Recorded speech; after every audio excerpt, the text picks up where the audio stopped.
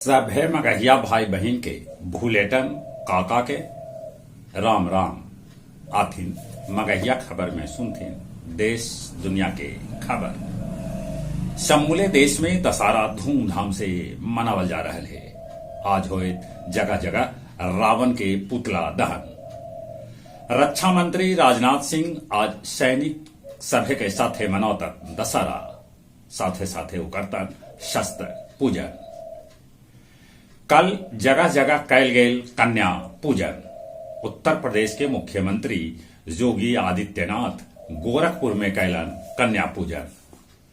हरियाणा के 372 जाट अधिकारी के निलंबित कर देवल गेल। ई खबर हरियाणा के मंत्री अनिल विज देलन। ई लोग एक बच्चर से गायब हलन। लिव इन रिलेशनशिप पर इलाहाबाद कैल सख्त टिप्पणी। बद्रीनाथ के कपाट बंद होवे के आज निकालल जाए मुहूर्त।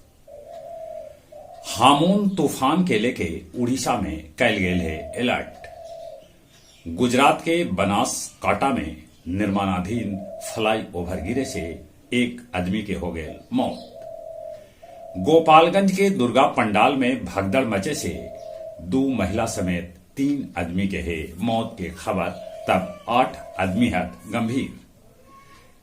इजराइल हमास के बीच 18वां दिन भी लड़ाई है जारी।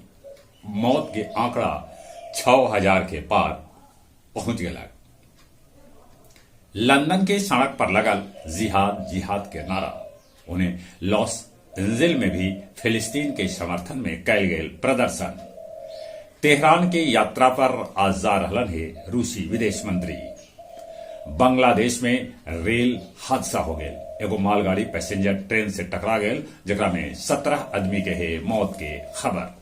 आज गया जी के ऐतिहासिक गांधी मैदान में रावण के कैल जाए पुतला दहन। बगीचा में कल आयोजित कैल गेल भव्य कवि सम्मेलन।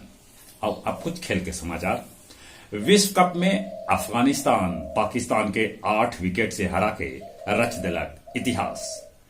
पूर्व क्रिकेटर विशन सिंह बेदी के 77 बच्चर के उम्र में लम्हर बीमारी के बाद हो गए निधन। राष्ट्रपति और प्रधानमंत्री शोक जतौलन है। वर्ल्ड कप में आज दक्षिण अफ्रीका के मुकाबला बांग्लादेश से हुए।